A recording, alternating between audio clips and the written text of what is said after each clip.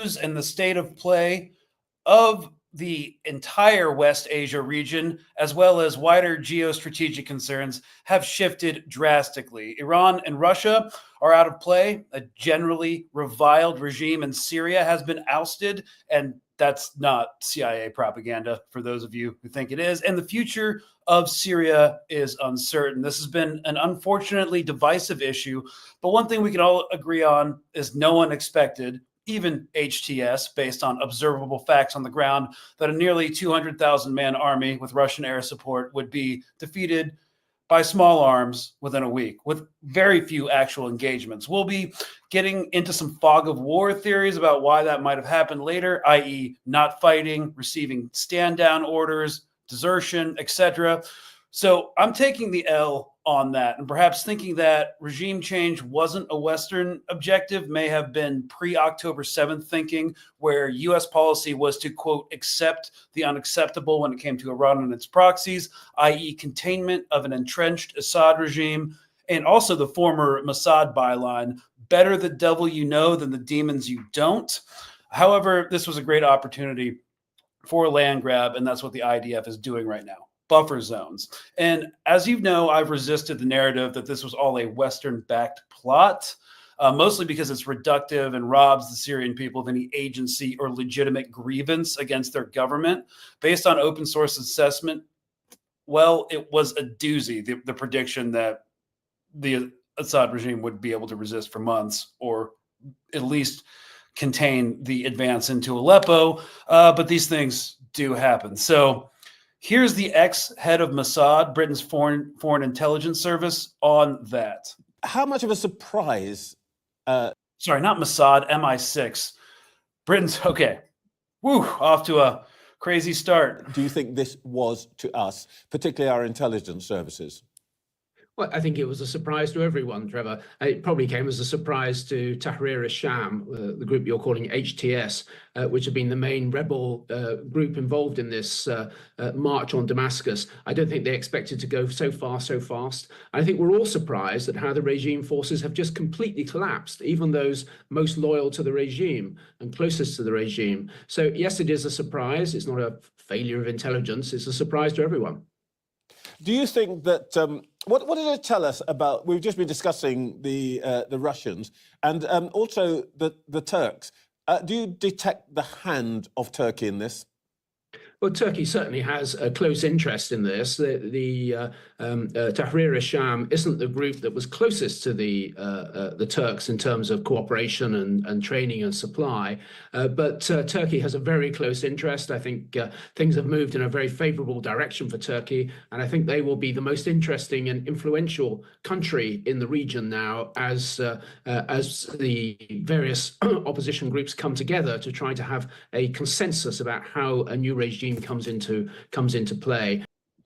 Interesting that he is already preemptively calling whatever comes together a regime. But look, getting outside of the world of like the geopolitical issue and actually focusing on the people, I'm glad to see that the tone and emotion policing of Syrians over the fall of a violent dictator like Assad has died down. It was from the start divisive and unhelpful. Like the true litmus test really was the unbelievably dismal performance of the Syrian Arab army on the battlefield, which showcased a total unwillingness to engage the adversary decisively, defend strategic positions, and was more concerned with standing down and deserting safely to Iraq than defending the capital, which they had managed to do during the last iteration of the war. And the political will was simply not there, not in the Syrian government, not in the Russian, Iranian governments, the military, the people, even in Assad himself.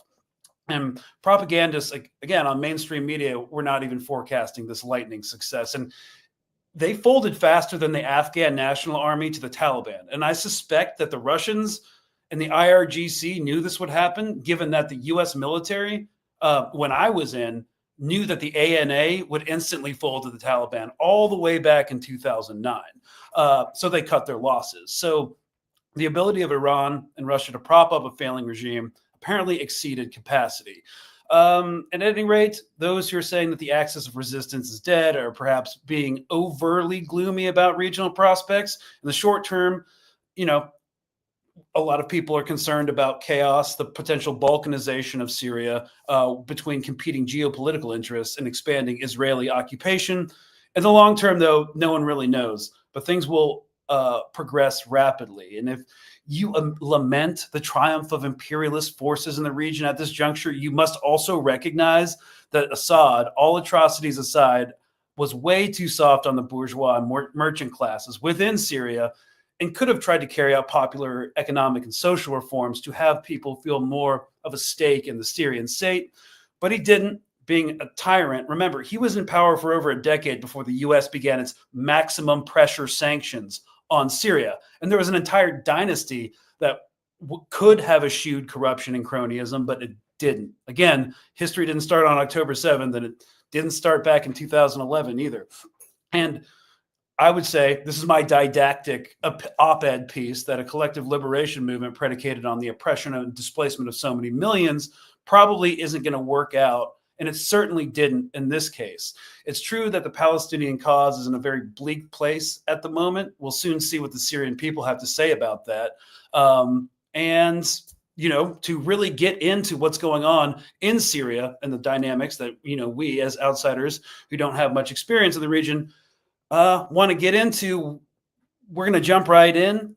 So Afeef Nessouli is a freelance journalist and host with Afeef Nessouli on Patreon. He's also an adjunct professor for Parsons School of Design. He has previously worked for Spotify, The Daily Show, The Wall Street Journal. He focuses on queer and Arab stories. Afeef lived through the 2006 Lebanon War and went to prison in Beirut for covering Palestine. He was previously worked for the Carter Center on Syria and for the UN Special Rapporteur for the Committee Against Torture. You can find his work on social media. Thanks so much for coming on. I appreciate you for having me, and that robust introduction was, like you said, robust. I appreciated it a lot. Yeah. Well, again, thanks so much for coming on. This has been a wild past week. I guess it's such a comprehensive. Where do we start? Yeah, where do we start? Okay, so you monitor like public discourse via social media. What do you think? First off, like people should understand about the current situation. The people aren't a monolith, but how are Syrian people, again, very multi-ethnic, cultural? How could you generalize what the emotion? Yeah, extremely diverse. A lot of POVs. I think that we always have to like buffer for that and talk about that, of course. With that being said, I think the news today about Sadnaya prison and all these prisons being freed is a very good place to sort of start, because it kind of maps the trauma and the intense sort of memories and all of the rehabilitation and the sort of retribution that is going to kind of come to play in the next few weeks. And I think that's where I start, is that Syrians are, this is a historic day for a lot of Syrians who, for the last half century, have been under an Assad regime, and not just Bashar, but his father. And there was hope when Bashar came around for economic sort of reform, but it never came. There was corruption, nepotism, cronyism, like you said, bribery. There was a lot of things that were going on that limited Syrians, but on top of that, there was terror in his regime. So I think most Syrians right now, just to generalize, are feeling a sense of relief and worry of, you know, we've somehow taken down this behemoth, this forever dictator is finally gone. Now, what the hell comes next is something that I don't think anyone can really like pinpoint. And so I think that that is worrisome for minorities and even for Sunnis who are not extremely conservative per se, are looking at HTS and are like, okay, well, what's going to be next? And I think so they're balancing a lot of incredible relief and a lot of worry as well. Would you say that that's where most of the concern is coming from? Like, what will be the nature of this new government under HTS, which has such a colorfully problematic history, to say the least? Yeah. Well, I think that a lot of the worry now is chaos too. I think like there is this window of time where this regime is out and the infrastructure is still sort of there, but it's been hollowed by years of cronyism and corruption. So it's kind of weak. Like you said, the army totally gave up. So places like Damascus and Aleppo and all of these places, like I think people were bracing, and it hasn't really come. So I think that that's really positive for chaos. And I think that there's going to be an amount of chaos that you can't really like control, because there are different groups. There's a lot of different groups. And then there's also just young men who haven't been working, for literally, like, I think one of the statistics I read was, from 2006 to 2011, there was a huge drought and a lot of young men didn't have jobs. There's a lot of information coming out. And when you have that kind of dynamic, you have a lot of people who are now extremely excited in the streets, having a lot of like relief from this dictator who literally had his thumb on every single person. Like, you were afraid of your neighbors, like afraid of even family members to rat you out if you didn't like the regime or said something. So now there's this bracing for chaos. Like, what kind of is Syria without the Assad regime containing every corner into like little boxes? What does that world look like? I think that they're literally living it out every second as it passes, as sort of experiencing a whole new system and a whole new dynamic. Right. And there are sectarian clashes. What I've been tracking and hearing most about is the Syrian National Army, the one group that's more demonstrably backed by Turkey than anyone else, clashing with the Kurds, the Syrian Defense Force, over because I do think Turkey wants to create more of a buffer zone, especially like with regards to the Kurds. And so we're seeing that happen. But have you been hearing about any other clashes within the cities? I think that I have heard of a few, but I think the thing that I'm hearing the most is the lack, like the hope for the fact that there hasn't been as many as expected. I think the Kurds are a particular case because they've gained more ground. Turkey's on their butts. Like, they don't want to be bordering this Kurdish nation that has all of this oil that Trump is saying, we want the oil. And so there's these considerations that are happening that I think that for the loyalists who like all went to Latakia and Tartus, like there's possibly, I think that there's definitely sectarian clashes, and they're going to continue. I think that there's a lot of trauma here, a lot of retribution and revenge is probably happening. But I don't think that I have not heard an overwhelming story of like what you might expect. And that could change. That also might not be being reported very well. I think most Syrians are like in the narrative that actually it's not so bad yet. And what we're doing right now is celebrating, and we're holding a moment for hope.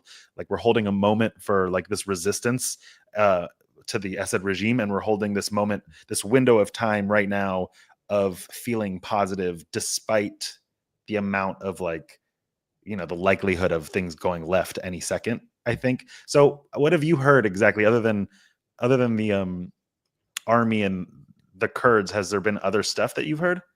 Well, I know for a fact that the U.S. Air Force, right? I'm not sure about the U.S. Special Operations community because there are JSOC guys, operators inside the AANES. Rojava. But I don't know about any special operations raid into ISIS territory, but there are definitely massive airstrikes happening there. Yeah, they've hit like 70 places or 70 targets or something like that, or maybe over that of ISIS. I think I was in Ain al-Helwa, which is a huge refugee camp in Lebanon, about a month and a half ago, right before everything's like right in September, actually. And it's December. I can't believe how many months it's been. But when I was there were flags of ISIS being hoisted up in parts of the camp where like that's not normal. And even in September, I was wondering, is there going to be a Syrian storyline kind of coming to the top? And I posted about it on my stories. I definitely limited it because taking a picture of that flag was really dangerous, and just going through the camp, it's not Lebanese jurisdiction. It's under the different factions. Like Hezbollah has one area, Fatah, Hamas, and then there's really radical right-wing extremists in that camp. And in that corridor where I was in, there were a couple flags, and it was just one of those things. As a Lebanese person, I was like, that's not normal. Like that's new. And so I think like ISIS, there is this worry that in this chaos, really right-wing extremists will kind of take the advantage because we know that they have relationships. WikiLeaks has done a lot of work to tell us about how the US and Israel are extremely like they benefit from a destabilized Syria. They've worked with radicals before.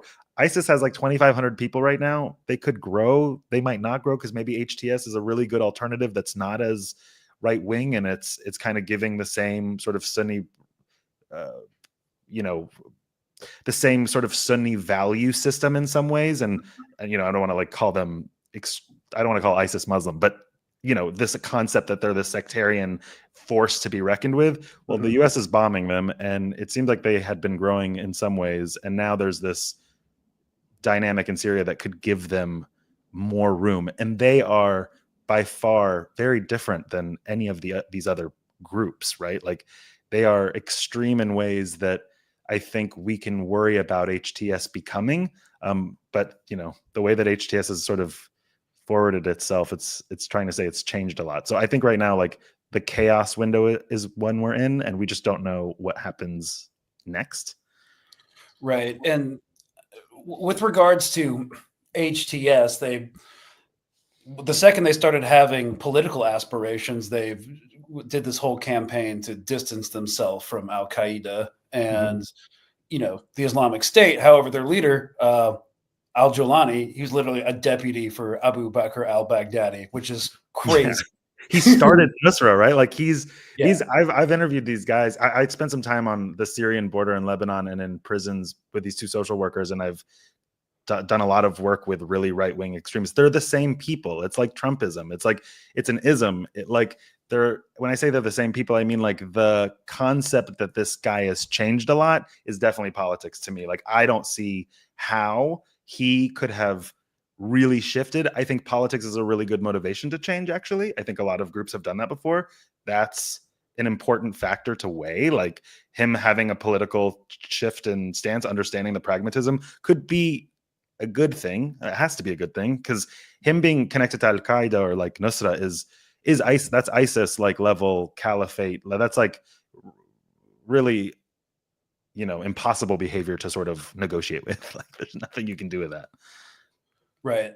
So, I mean, the U.S. is conducting strikes to contain ISIS in the pockets that it exists in. For some of the viewers, nobody in the region, not the Arab League, not the Gulf states, not the U.S. who have the oil, we're guarding the oil. They don't want ISIS to start like overrunning those sites, which we have vested interests in like retaking Raqqa or whatever. So the vested interest in having perhaps contained chaos, but not like the stuff we saw during the first iteration of this war. So, yeah. So you're gonna, to me, I think that we use ISIS as like a big weapon to say, the Middle East is crazy and we need to be there and we need to, control things. The truth is HTS is going to have to court all of these superpowers, because they probably got a little help and they're still going to need help. There's a lot of reconstruction, a lot of rebuilding that's going to have to happen. So it's interesting because I think HTS and Jolani, by the way, he's like in his 40s. He went to an American prison. Like he can't be pro-America. Like if he's courting America, it's like, because he like understands that there's some larger vision, that he like needs money to like rebuild stuff and like work. But he was in a prison. I mean, the stories you hear from Iraq and Syria and just the trauma of young men during the Iraq war is like why ISIS exists. So like they right-wing extremism or right-wing Sunni like Islam didn't exist because of that. But ISIS as a group became extremely popular because a lot of men had been traumatized and tortured by the entire American sort of presence during that time.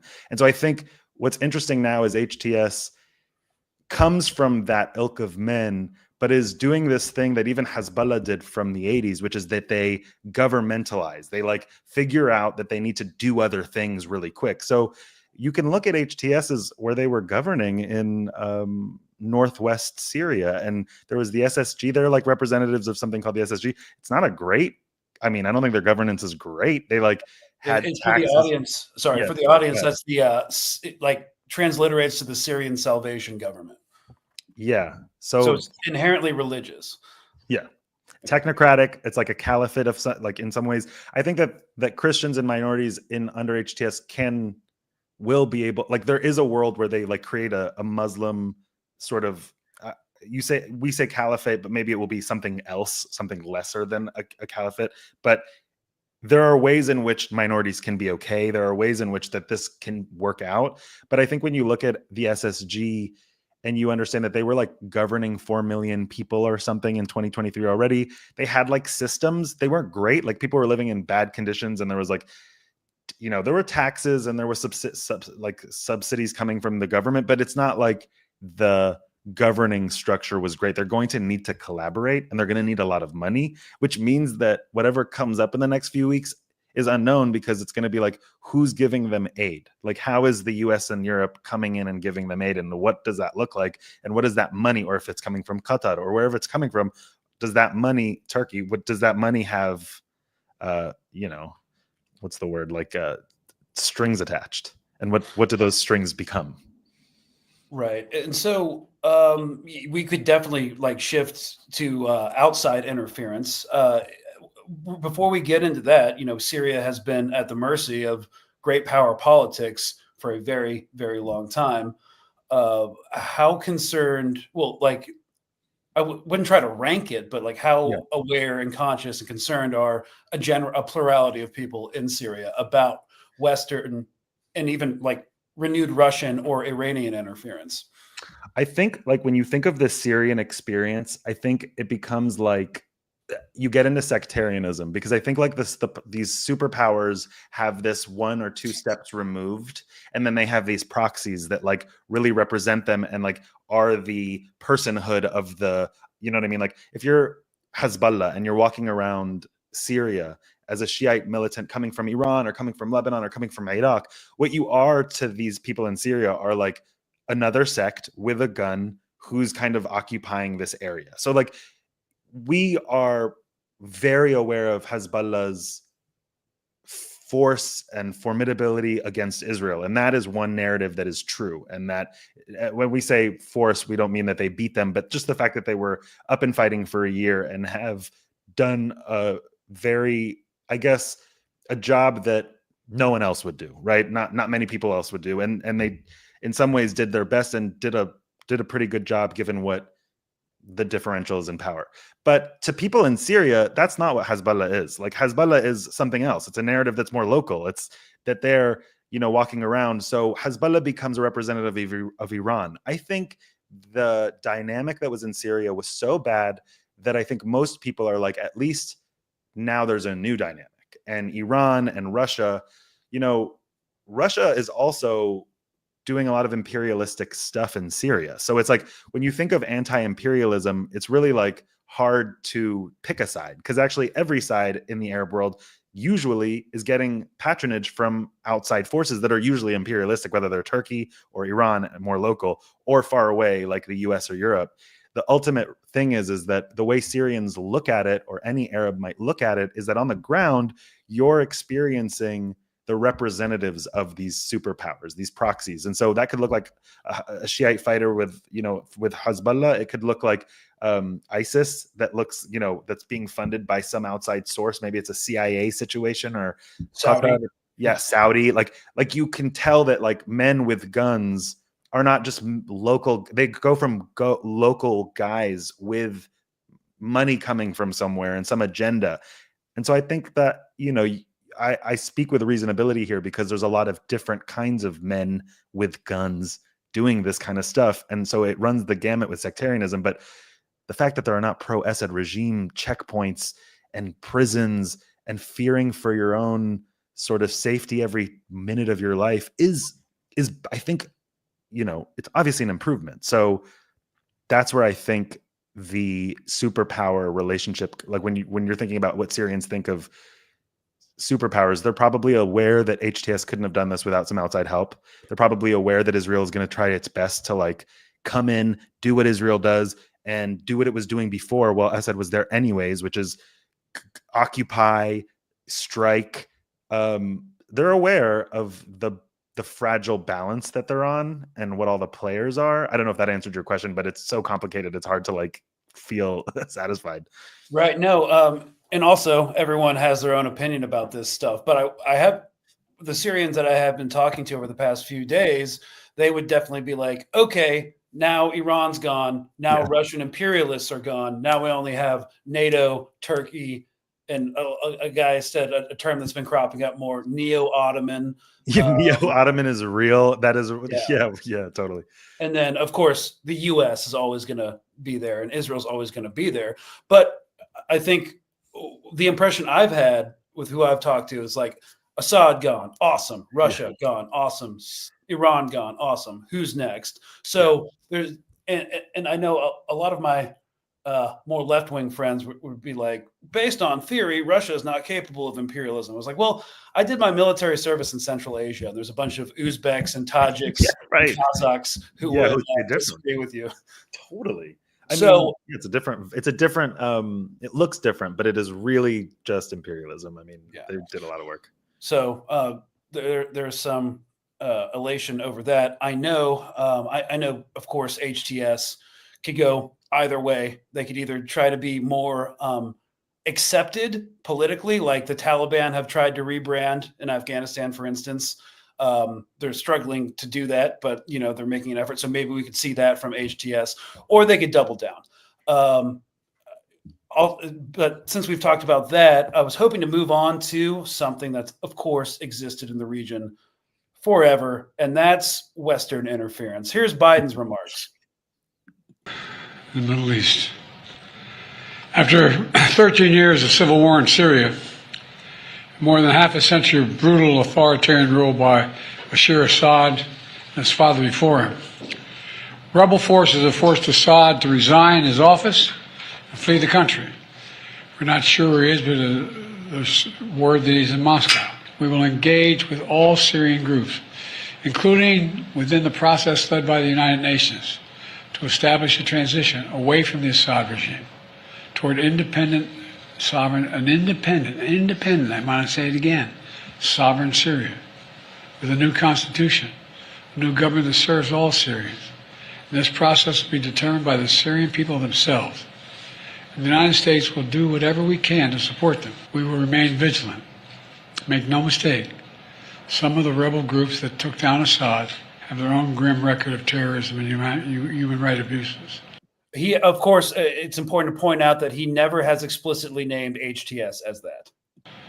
We've taken note of statements by the leaders of these rebel groups in recent days, and they're saying the right things now. But as they take on greater responsibility, we will assess not just their words, but their actions. So as someone who is kind of on the spirit of imperialism, this kind of sets the door, the framework for intervention later on. Right. So how concerned are people about this? Yeah, I think Biden is trying to take credit. Israel's trying to take credit. I think that the U.S. has shaped the modern way the world works right now for a while, obviously. I mean, if we look at the Middle East through the lens of the West, it's a battlefield of oil and natural gas to them, right? And I think for a lot of people in Syria, there is a legitimate narrative that the American strategy for years has been to destabilize it and to really work with forces in Syria for their own benefit rather than the benefit of Syria itself, even if that means Syrians are in cahoots. They're not necessarily aware of what the agenda is. And the agenda has been to destabilize the country for long enough to make it a non-factor for Iran or make it a non-factor for Russia, whether it's stealing bases from Russia or taking them back, just cornering Russia off the map. I think ultimately, though, we know that there have been cables from WikiLeaks that suggest that basically the U.S. has been trying to undermine Assad for a really long time.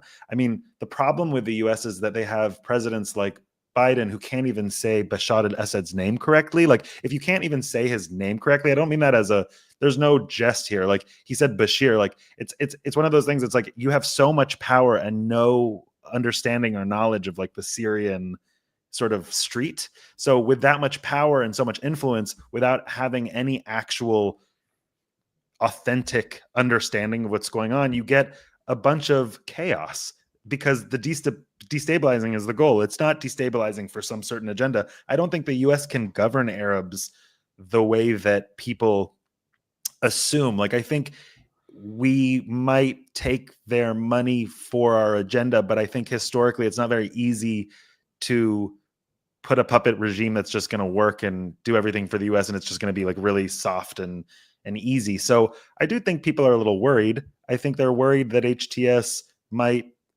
normalize with Israel, and that suddenly Palestine is again totally left out by all of the Arabs again, and that the US will have their arms on these Sunnis that are, taking power from years of being marginalized, and that radical anger from these guys that were imprisoned or not given any voice is going to lead them to make friendships with a neo-Ottoman local ruler who has a US backing. And yeah, there's a lot of reason to be afraid that the fact that HTS is just like not the group to understand how to like both court superpowers, but also like keep them at bay. So yeah, it's like, I think that that's a major concern right now. Like you said, Iran is out, Russia's out, Syria,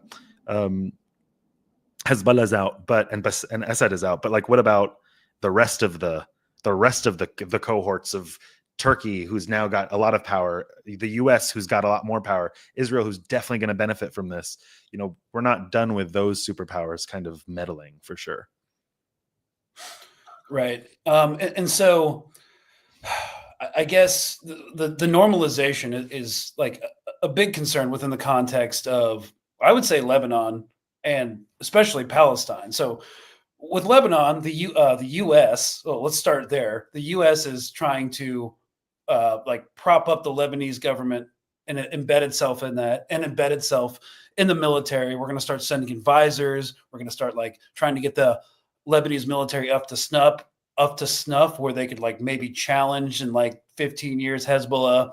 It's a stretch goal, I don't think that they have the will. Like, I don't know if Lebanese people, I'm Lebanese, like, I don't know.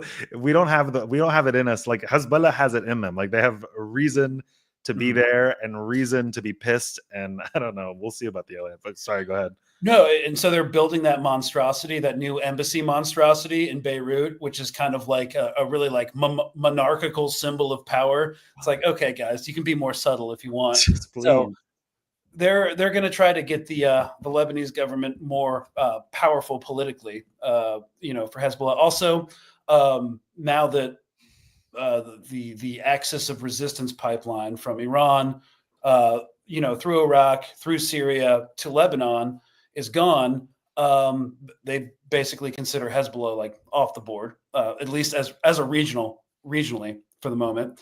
And now Palestine is kind of isolated. And this was a big concern for a lot of people, like in the outside world. And like, even though Hamas gave out a statement today saying like, we completely support, the Syrian people's right to self-determination, good that Assad's gone, free Syria, and then hopefully free Palestine. Essentially, I'm really paraphrasing here. Totally. But yeah, what's the concern in Syria about what will happen in Palestine and Lebanon? And is this seen as like a connected struggle, again, in general terms? I think that we would be naive to think that a bunch of Sunni rebels who just took down Assad aren't for the Palestinian cause, no matter what they say.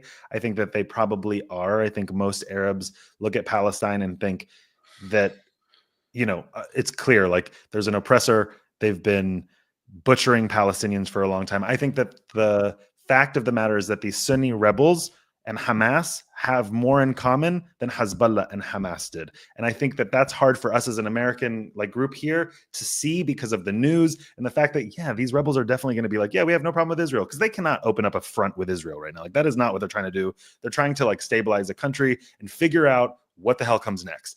I think in the future, the problem for Lebanon is actually, if you have a really right-wing Sunni government, I think what happens then is trying to prop up the Sunnis in Lebanon, consolidate power, and understand that actually this very diverse country on your border is now more right-wing and more conservative than it was. Maybe less violent and less totalitarian, we'll see. But that consideration, I think, is more pressing to Lebanon and Palestine. And I think that there's opportunity in that. And there's also problems with that. So the opportunity there is that actually, like, Hamas and the Syrian rebels were both fighting like dictators that didn't care about them at all. And now there's going to be, like you said with Hamas, they came out and were like, no, we like support this, like whatever the people want. Like that's the point. And I think now we have to wait on what HTS says. Though I think HTS is going to say a lot of things to get a lot of support and to consolidate their rule and their ability to have a coalition government. But I think, yes, Israel is going to take advantage. On Sunday, their troops had entered the buffer zone in the Golan Heights. They ordered a curfew on Syrian villages. Netanyahu said he was deploying there temporarily. But I think that Israel was doing a lot of stuff under Assad, and Assad wasn't doing much for the Palestinians except for being like, honestly, like, Hezbollah, like, come through, like, you guys can come through the corridor. I think that they really did help the Iranians, give them weapons. We know that. But I think ultimately he didn't do as much. I mean, they were genocided under his, watch too. So it's not as though Assad was some pro-resistance, anti-imperialist hero on any level. Like, I think, in fact, the Houthis have called Ansar Allah have called him out on that a number of times. Yeah. He was just political. It was politically convenient. He backed Iran over the Iraq-Iran war in the 80s and had to stick with his decision since then, and had Iran, that was his ally. And so he did exactly what Iran wanted. Iran is fighting Israel. I don't know that Assad was fighting Israel. And I think now that Assad is gone, there's a lot of questions, but I don't know that the Palestinians are worse off. They're as bad as possible. So I think, like, they weren't getting any political cover or weapons in anyways. I mean, no, they weren't. So I think that don't quote me on this, but I'm not going to use hopeful. I don't know what word to use, but I can see a reality where the rebels who are, taking up this coup d'etat, this rebellion, look at Palestine and say, we're like, that is a goal. Like, our goal there remains. We're not going to talk about it. We're not going to try to, like, bring a lot of attention. They're not trying to open up a front, but I can't imagine that Sunni rebels are somehow against Hamas, who are also, rebels from a Sunni background and have a religious sort of slant and have local, very territorial, local, not internationalist goals that are similar. So, my hot take is that it's not as bad as we think. It could actually be more of a problem for Israel than we can see right now. Well, I mean, the problems for Israel have multiplied over the past year in a way that I had never, ever expected. And, like, a lot of people are saying this is a blow to, the ongoing violence in Palestine. But if you haven't been paying attention, it would have still continued no matter what. Yeah. One thing we're seeing now, and I just want to point this out for the audience, what Afeef was saying about HTS not responding or posing a military threat is precisely why Israel is bombing the hell out of Syria, out of Damascus, specifically any sort of military sites with any sort of high-tech equipment, any sort of military capacity for the incoming government to be able to defend itself. All they have are small arms. They're losing all their air defense capabilities, so they'll be completely open to Israeli airstrikes. They will not be able to challenge any other potential sectarian violence that might crop up. So how do they don't have like a technological advantage or an equipment advantage over anyone that could pop up. So this is potentially could be interpreted as a way to fend off a future attack from whatever incoming government is in Syria, and also a way to make sure that the incoming government in Syria can't defeat anyone else decisively that might crop up in, the next few months, years, or anything like that. Yeah, that's a very good point. I think that's really on point, because I think Israel is going to do, we all know Israel is going to do whatever it can do to self-protect, even when that means Holocaust and other people. So right now it's just doing the same thing it always does. It's self-protecting. It's saying, let me get it while the getting's good. And, we don't know who these guys are. Jolani was in an American prison. He was in Al-Qaeda. Like, there's no way he's like suddenly going to be like, yeah, Israel's our friend. Like, I mean, he might say it. We might even be like shocked that this becomes something that gets more and more reported on. But I can't imagine a world where there's normalization in a way that doesn't. I'm hoping that is not something that there's a world where like there's normalization that just leaves out the Palestinians. I think that would be extremely anti-Islamic. I think that would be kind of corrosive to their legitimacy. And I think that it would be just kind of antithetical to like their vibe. They're rebels who took down a dictator. So, they're now, according to like CNN, blazer wearing rebels. Yeah, I'm dead. The U.S. media is going to do whatever it can to make HTS seem normal because they we've got to decide: are they going to be normal and we're going to take them off the terrorist list, or are they like the new enemy and we're going to invade? And I think we'll see. We'll see what happens. I think, based off Biden's speech, we're clearly keeping both options open. Totally. Because CNN did a interview with Jolani, who has a massive $10 million bounty on his head or something like that. 100%. Yeah. And just so everybody knows, CNN works with American intelligence services to set the news agenda for the United States. So it was most likely facilitated and approved of by three-letter agency, 100%. you know who. So basically, what we can determine based off of past history is the wait and see approach.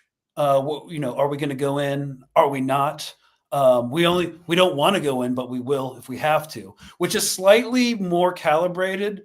I mean, it's bad, but it's slightly more calibrated than Israel, who's like, we need to create a massive buffer zone and never leave. Yeah, right. Which is, they're going to entrench and they're going to settle. And yeah, I can't imagine that will endear themselves to the local population in Syria as well. Yeah, it's not going to do that. I mean, right now there's a lot of groups, and HTS has to.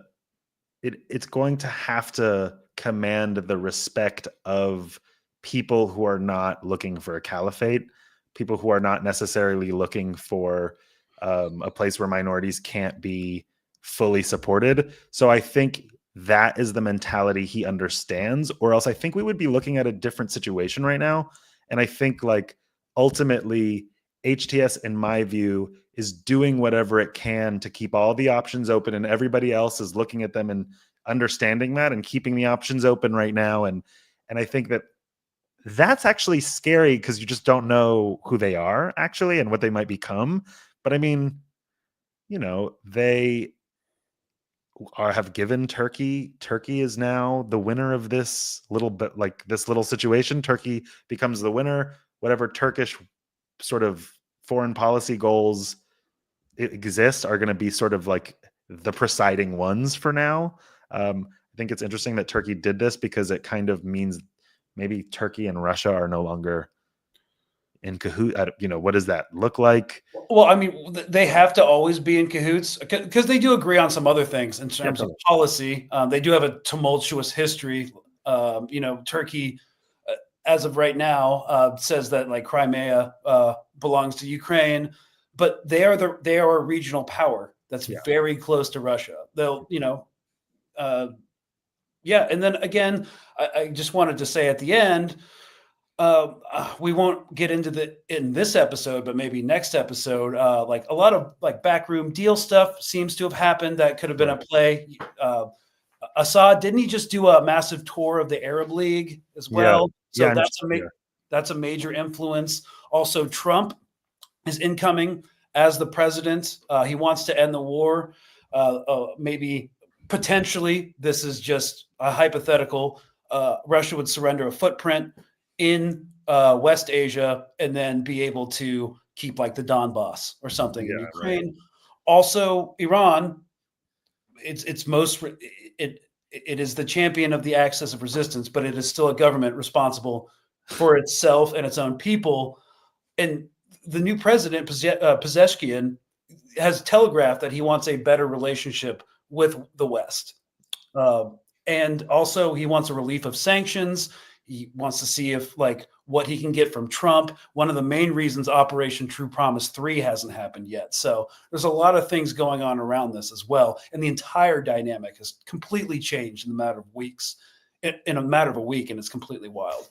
It's totally wild. And I think that, economics, not to be like an essentialist person and speak generally, but like economics kind of drive things. Like Iran needs money. Like Iran, yeah, its economy has been better than it was, I think, from reading, but it's like bad and it's been struggling. And I think that essentially, like it's been able to resist the sanctions, but like nobody wants maximum pressure sanctions. no, it makes the whole of your strategy or economic strategy just like there's a whole elephant on sitting on top of you. Like you have to like do so much working around it and going through other things. And I don't know.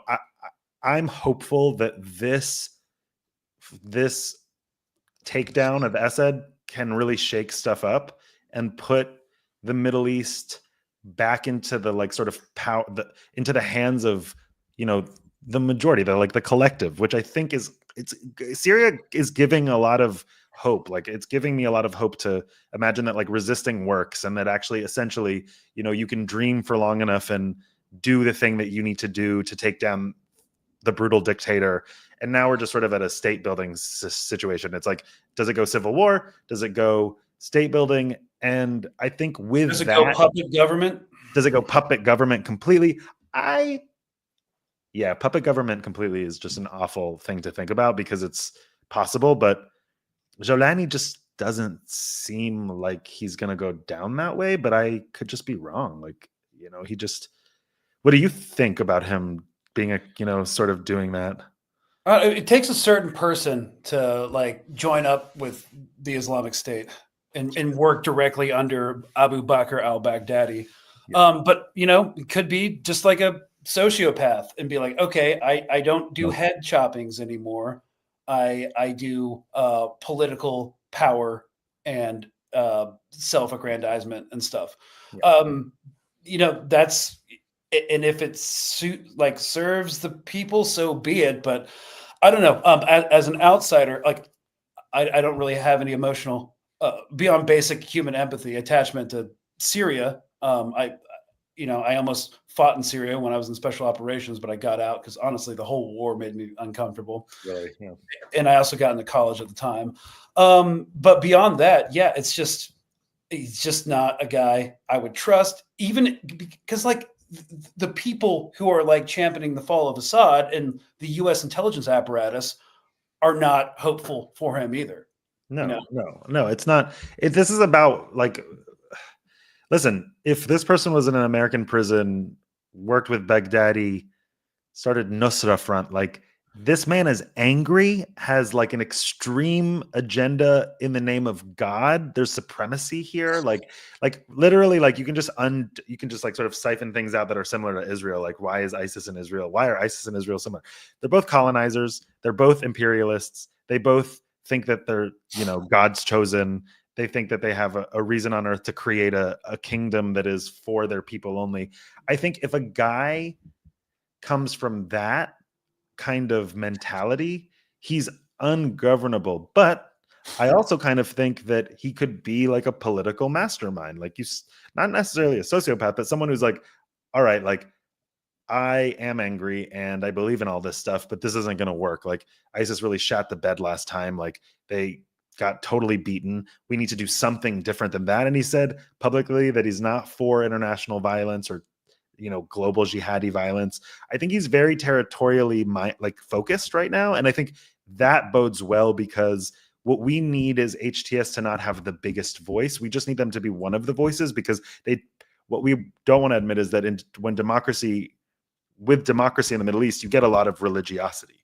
People are generally more conservative than in the West. And if they were to choose something, it's like in Egypt, like Morsi came to power for a reason. Like people do vibe with right-wing culture, so It's not just Muslims. Like there are Christians who are right-wing too. Like there are like most people are more religious there than here. So yeah, I imagine that he's going to have to be pragmatic. He's being pragmatic now. So it seems like he's pragmatic now. I assume that it's kind of like momentum. It's just going to be the same as we see. Like I think the last few days, there was a lot of opportunity for us to see Christians coming out and being like, we are being terrorized. Like these rebels are so crazy. They're so scary. They're not letting us leave our houses without hijab. Like those stories have not been overwhelming from my reading and from my connections and my sources.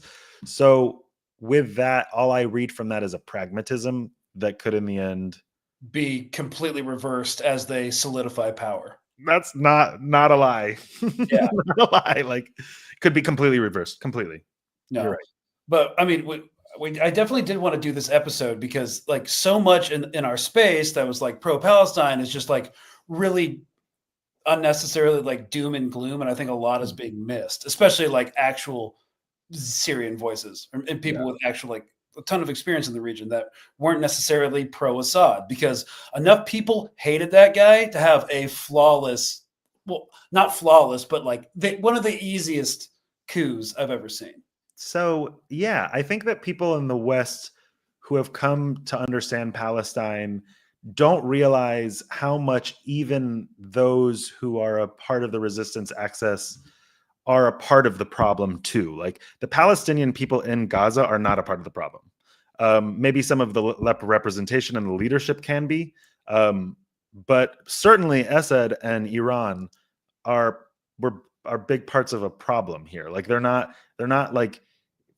great governors in their own countries. They're terrible governors of their own countries. So them taking up the mantle of Palestine is both convenient for them, and also we should always allow ourselves to criticize men in power wherever they come from.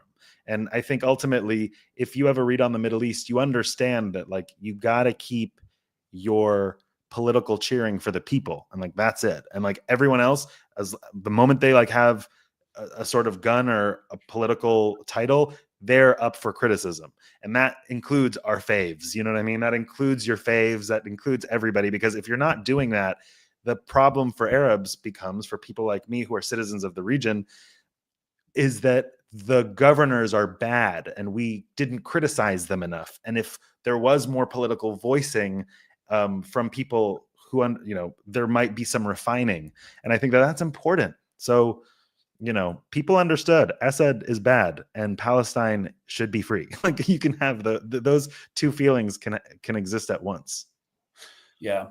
And, I definitely am hopeful for the region, for Syria, but I do understand people's pessimism. I mean, I know my government and I know what they're willing to do, having seen it to like firsthand, mostly in Afghanistan. And so, yeah, hopefully they're able to resist Western interference and whatever else is happening.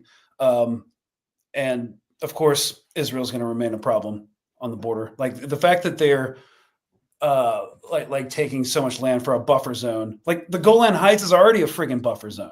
Yeah, they're just like a made-up nation who's doing whatever it can to keep getting more land before they eventually get what's coming to them, which is that these settler colonial nations can't, especially in the Middle East, like it doesn't have like regional support. It doesn't have, now internationally, it looks so terrible in the last year. Not that it didn't look better before, but a lot of people are now clued in.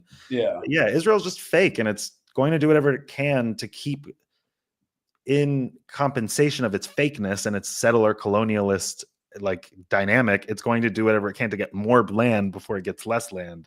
And I think I am not hopeful for this getting any easier for a while, but in the long run, in the long arc of justice and on the long arc of resistance, what we need to do is make it expensive for our countries to be doing the wrong thing, like to be warmongering, to be at war. Like we as citizens and people in the resistance, whether they're in America or the resistance in the Arab world, whatever you think of as resistance, ultimately it means not letting them hold any ground.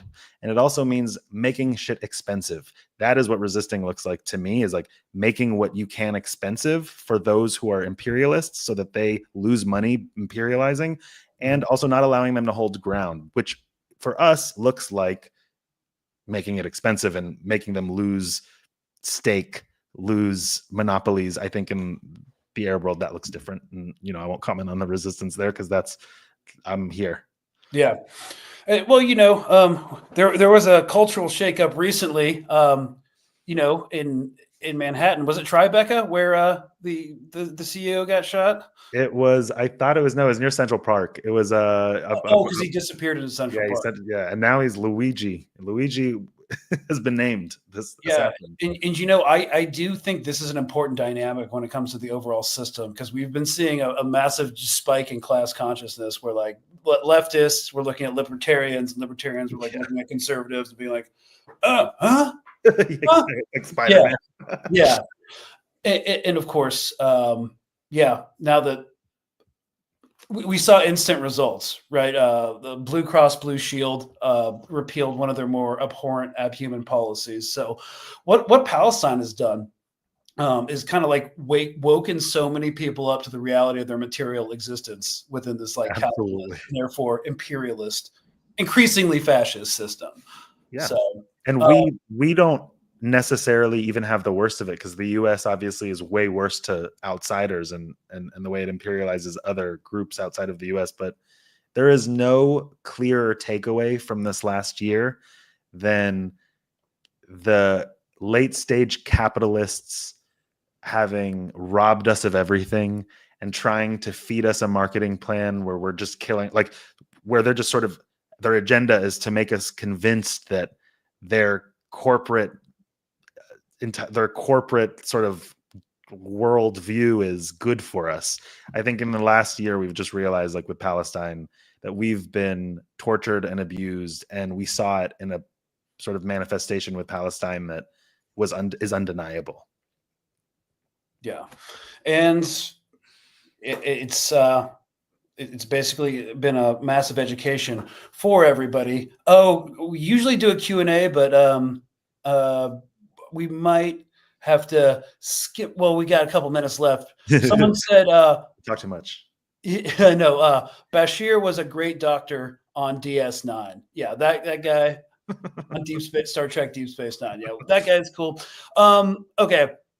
One guy's like, I'm out to gray zone. Peace out. Wish you guys were right, but I don't see the optimism. Where's your revolutionary optimism, man? What's up? Like, you don't like Ho Chi Minh? Like, come on. Yeah, I think like if you can't muster revolutionary strength when things are hard, then you might not be a revolutionary. Yeah.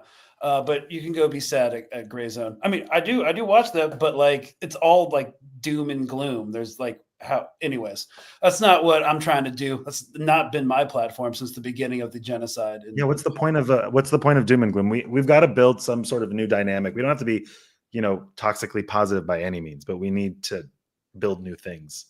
Yeah. Because being pessimistic, while it's not naive, it's also not entirely sustainable for the amount of years this is going to keep going on. Right. You have to be hard, and hard sometimes means having faith in something that's larger and more important than your own mood right now. And if you speak to Palestinians, you'll get a great lesson in how that works. Mm-hmm. Yeah. Because they've had to learn it over generations. And so they are the model of incredible resilience. And I hate that word, of course, but they're the model of incredible strength, and they have faith in every conversation I have with them. I say them as in they're all the same. They're not. But one thing that many of them have in common is an absolute, the principle of steadfastness is real. And being steadfast doesn't mean being, a moody bitch, to be honest. Sorry to cuss. It's fine. It's only in the first 6 minutes of YouTube that the algorithm really censors. Oh, got it. We're way past that. And again, also, the Palestinian resistance has endorsed the fall of Assad government. And for all you that were like, I take my orders from the resistance. Well, that's what they're doing. And they're going to be the ones continuing to fight and die in Gaza and in the West Bank. So we're if you're going to take your orders from HQ, there it is. There it is. And we'll see how this thing unfolds. It could go any number of ways, which we've talked about. And thank you so much for coming on, Afeef Nessouli. It was great talking to you, and I'm glad. I appreciate it. I appreciate you so much and all the work you're doing. So thank you for having me. All right, y'all. This has been State of Play on Mint Press News. We will be back Wednesday or Thursday, depending on this insane news cycle. Hope you have a great night, and we will link Afeef's stuff in the description. All right, cheers, y'all.